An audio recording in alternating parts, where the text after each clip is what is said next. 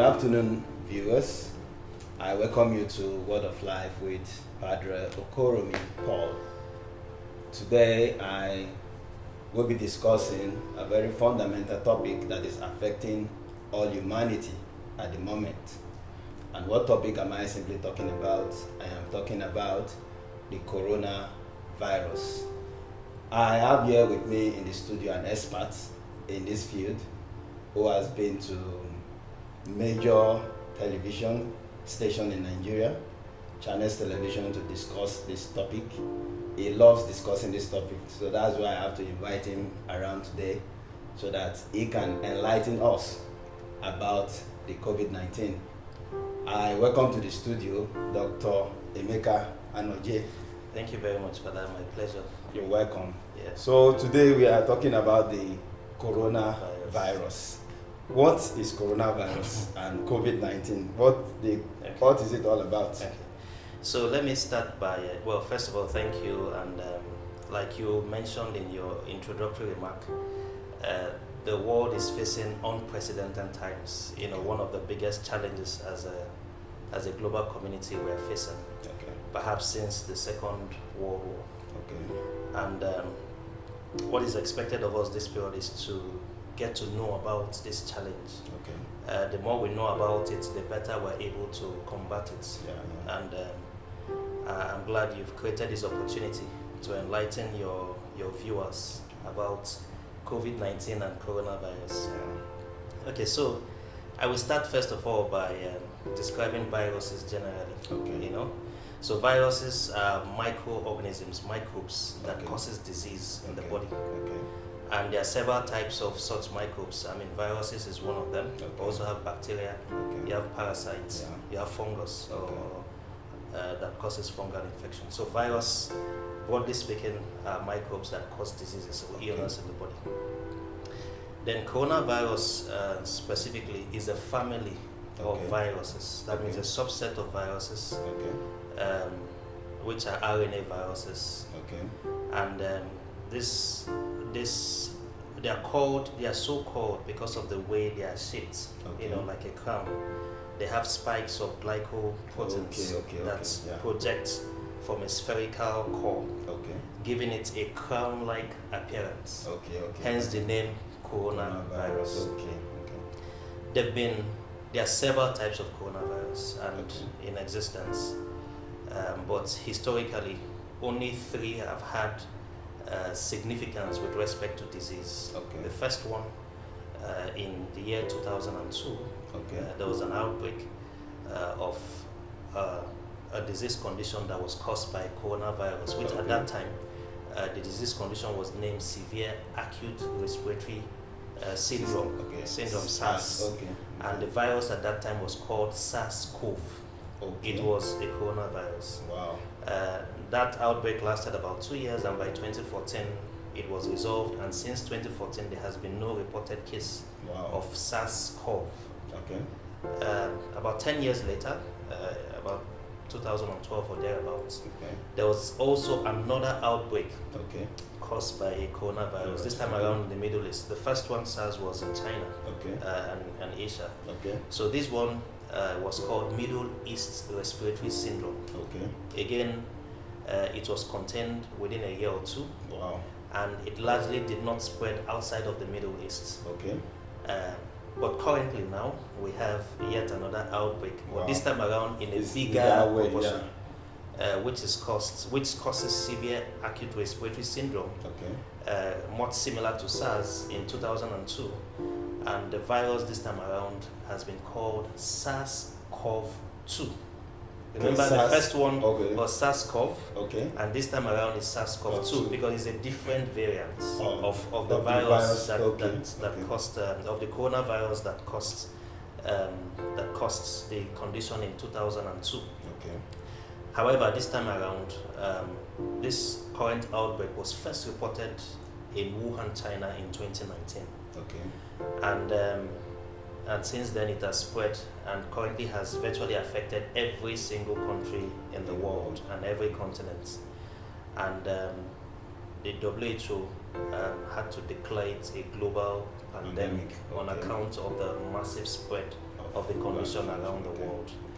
Now, the disease it causes, so the virus itself is called SARS-CoV-2.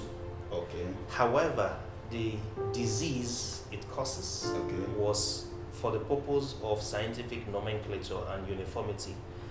It was described or labeled or called COVID-19. That means coronavirus disease. And the appellation of 19 was in recognition of the time when it's 2019. When the outbreak first was reported in China. So, in summary, coronaviruses are viruses, a family of viruses in the body that has an affinity for attacking the respiratory system of the body. And by so doing, they cause a variety of symptoms which we'll get into, I'm sure, in your subsequent questions. And the disease they cause is called COVID-19. So thank you very much, Doctor, for that introduction. So now, we now know what the virus is. That now we are just calling it coronavirus. There is something other than that. So now, like, how long is the incubation period for COVID-19, and what are the symptoms of COVID-19? Okay, so generally, like I mentioned, coronavirus, COVID-19 has affinity for the respiratory system, and typically exposure occurs by someone who inhales infected respiratory droplets from an infected person, or the person touches the surface that is contaminated and inadvertently touches his eyes, his nose, or his mouth with the virus, and it finds its way into the system. So that contact, between an individual and the virus is called an exposure. So in terms of your question, how long after an exposure? So before you talk about incubation period, you must establish the fact that an exposure has taken place. An exposure in the sense that somebody has breathed in or inhaled infected droplets, or may have touched contaminated surface and put it in the nose, eye, or mouth. So, and thereby introducing the virus into the body. So it's generally takes between 2 to 14 days after the exposure, right, for the exposed individuals. Is that the reason why they said we should isolate anybody that has contact should isolate for 14 days? That is the principle behind it, because if you've had an exposure, right, and you do not know for sure if that exposure has led to an infection. So an exposure is one thing. An exposure may or may not lead to an infection. Some people get exposed but they don't get infected. So as a precautionary measure, since you do not know whether you may have been infected or not as a result of the exposure, the advice is that within that 2 to 14 day period, isolate yourself so that you do not end up exposing other people to the virus that you may not even have confirmed that you have in the first place. So in terms of the symptoms, first of all, I must seize this opportunity to establish that we learn more about this disease because it's still new. I mean, compared to other conditions we've lived with for many years. Before December last year, 2019, nobody knew about this condition. But in the period that we've had time to study this virus, we know for sure that the majority of persons who get infected are likely to develop either mild symptoms or may not be symptomatic at all. I mean, up to 80%, perhaps up to 50% of people may not be symptomatic. But cumulatively, up to 80% of people may either be mildly symptomatic or asymptomatic. And so, with respect to the symptoms in question, so the common ones, the very, very common ones, which it's almost defining. Most people who develop symptoms will exhibit these ones, and these are fever and cough. Fever, low grade, moderate, high grade, and cough. There's also other conditions like runny nose. Okay. You also have generalized body aches. Okay. For some people, what they report is loss of taste, Okay. loss of smell. Okay. For some people, they could have some, like skin reaction or changes on their skin. Okay. For some people, it could be gastrointestinal tract. So the symptoms somebody exhibits a function of which part of the body is affected. The commonest is the respiratory tract, but sometimes it also affects the gastrointestinal tract. Okay. In which case the person could have diarrhea. Could have which is passing of frequency. So we could also have other GI symptoms like abdominal ache, abdominal cramps. Sometimes, if it's the eyes that is infected, there could be redness of the eyes, or otherwise called conjunctivitis. Okay. And so these are the commonest symptoms. However, for people who have the affectation of the respiratory tract, which would initially manifest as fever and cough, it could also progress to having difficulty in breathing. Okay. When difficulty in breathing is an indication of the severity of the condition. Okay. So if that sets in, then it becomes an emergency. It has to be dealt with very, very promptly, because if not done so, it could progress and lead to death.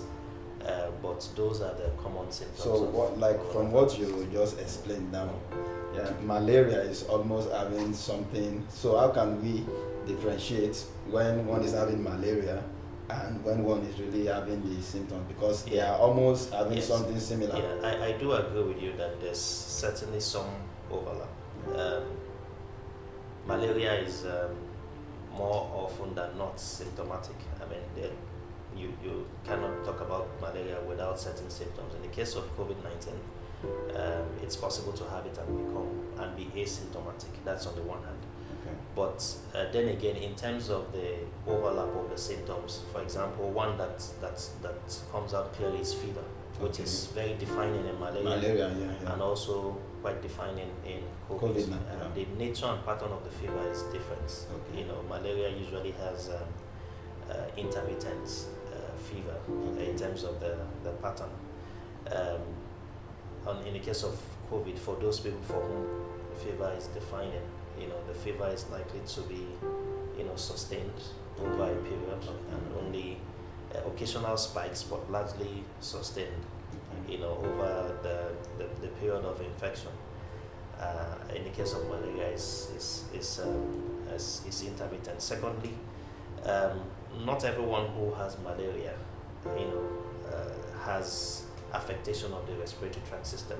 Sometimes people have a combination of malaria and an upper respiratory tract infection from another cause, which put together will really make it resemble COVID-19. But ordinarily, you wouldn't expect upper respiratory tract infection in malaria. So, but I do agree with you that there's a lot of similarities in the symptoms, and that's why, unfortunately, quite a number of people who may be currently infected with COVID-19 they will think they have malaria, and may be managing themselves, as though they had malaria, when indeed they should be following a different line of management. And that's why it's very important, based on the guidelines that NCDC has released, that anyone who is exhibiting such symptoms should take necessary steps to have a COVID-19 test. And it's becoming increasingly easier and more accessible to have this test done.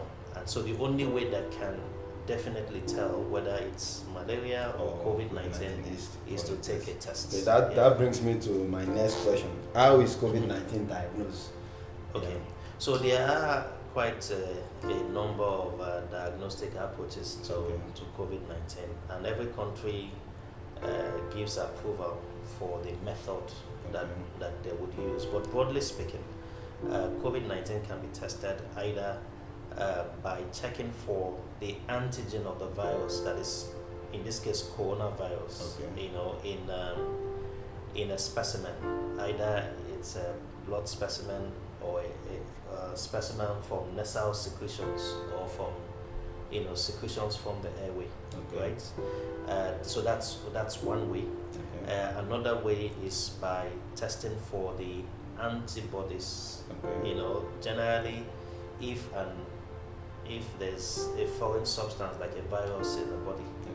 the body produces a response mechanism which leads to the production of specific antibodies to Okay. the antigen of that virus. Okay. And the antibody detection can be in an indirect way of diagnosing the fact that there is an antigen, of that is provoking the antibody response. Okay. Now, in terms of what is being prescribed, the antigen test using a method we call DNA polymerase chain reaction. Okay. Simply put, it's a way of really being able to demonstrate Okay. the presence of the virus in the body, Okay. through a method. And currently in the country, there are well over 60 laboratories Wow. that are accredited to carry out these tests. Okay. And essentially, the samples are collected from either nasal secretions or from throat swabs, believing that typically after 24 hours or 48 hours after an infection has occurred, Okay. because of the affinity that the virus has for the respiratory tract, there will be presence of the virus in nasal secretions Okay. and also secretions from the respiratory tract Okay. in quantities that are able to be collected through sample collection swab, Okay. and can be the virus can be isolated and definitely detected as present in the sample. Now, the other method, the antibody test, is typically not very reliable because presence of antibodies in a specimen, blood specimen, may not demonstrate active infection. Don't forget that after some time, the antigen clears out, but the antibodies will remain and can still be detected in an antibody test. Okay. And that is why the authorities are pushing for as a country, we stick to the approved method of molecular testing using the DNA PCR method that demonstrates the presence of the antigen to the virus in the body. Yeah. So thank you, doctor, for the enlightenment. I believe that we are all learning gradually. The truth about the virus is getting out gradually. So what is the risk? Who is at risk of developing severe illness? Okay, first of all, everybody, is at risk. But there is this saying that those who are 60 above. Yes, I'll get there. I'll get there. So just to say that, everybody is at risk of an infection. Anybody who is exposed to the condition. Because the youth today now, they are not taking precaution because seriously. They believe that they are still able. Yes. So unfortunately, that's misleading, and those were some of the myths that existed in the past. Okay. Now we know better. When it started, considering the fact that it started in the Middle East as the first epicenter. So it started in China in Asia, Southeast Asia, as the first epicenter, and gradually it moved to the Middle East, and also Iran became a hotspot, and then we heard of Spain, Italy. France, Italy at one point were the hotspots in Europe. Then of course the UK as well, and then it moved to the US as a major hotspot now, and it's been in Africa, but certainly not at the proportion it's been in those countries, and that has led people to think that maybe perhaps certain persons from certain races are maybe at a lower risk. So everybody is at risk of the infection. Anybody who gets exposed to the infected respiratory droplets or touches the surface and contaminates their airway. Okay. However, like I mentioned, we know for sure that 80% of the persons who get exposed are likely to experience no symptoms or mild symptoms, right? The other 20% are the ones who would likely to experience very severe symptoms. And 5% out of that 20%, or rather 5% generally, which is a subset of that 20%, are the ones who like really experience very, very severe illness that might compromise their airway, make it difficult for them to breathe without external support, through oxygen or through the use of ventilators. And it's within this subset that sadly the mortality is recorded, and currently, the mortality rates varies from some countries to the others. Some countries that currently have a mortality rate as much as 10%, whilst others have much lower. In Nigeria today, the case fatality rates, it hovers around 2.2, 2.3%. Now, what we know is that the group of people who are likely to fall into that 20% that experience severity of the condition are people who are elderly, people who are 65 years and above. And also people, regardless of their age, who have some pre-existing health conditions. And the commonest that we have been able to show are people who have a history